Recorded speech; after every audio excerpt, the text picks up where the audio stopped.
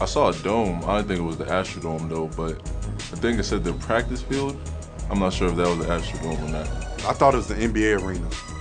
I thought it was the Rockets arena for some reason. Some of our assistants who are young guys said, "What's that over there? Is that a new building?" I said, "No, that's the Astrodome. It was one of the great wonders of the world, and it is still standing." I remember when we were driving by, I was like, wow, it's huge. We've been playing that, that's huge. And then we got to NRG Stadium, I was like, we're actually not playing that, we're playing in this, and it's so much bigger. Oh man, we drove up today and looked at the Astrodome. It's dwarfed by this building. I mean, it looks like a two-room hotel kind of thing compared to this place. You could definitely probably stick that dome inside of this one. It is, compared to this one, it is kind of small. Game of the century, UCLA and Houston. Elvin Hayes, Lou Alcindor at that time. I remember watching the game, Houston Astrodome. It looked like the court was so far away. Well, I remember at the time, like in '68, when that game was played there, it just seemed so monstrous. The event seemed so monstrous, and I think, you know, everyone thought if it's not played there, it can never be this big. The game was bigger, and you know, the fact that it was in the Astrodome was something that was added to it because of the facility itself. No, it had never been a place like that.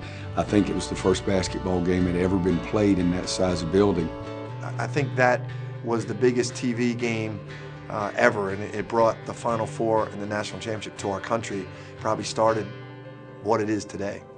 The size, the enormity of this building and the venues that we have, Final Four and now are off the charts. To see what it is today and see the NRG Stadium kind of dwarfing the Astrodome and all these people that are in town that don't even have tickets, I think the Final Four has become, really, with the Super Bowl, the greatest sporting event in our country.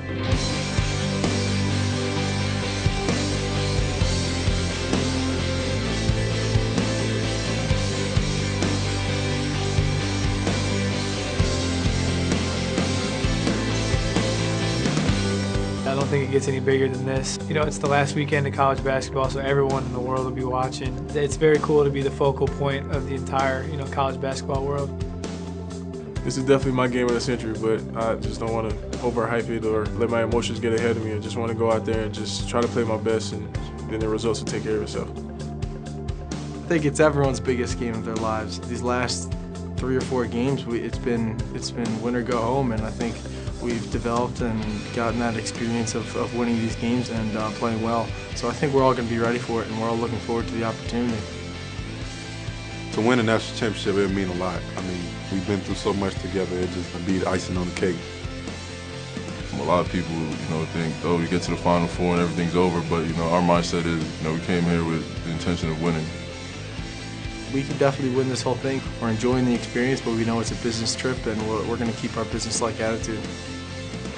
Being a North Carolina Tar Heel, the only way you can truly be remembered forever is to hang a banner and to be, a national champion. It's still 2 teams playing each other.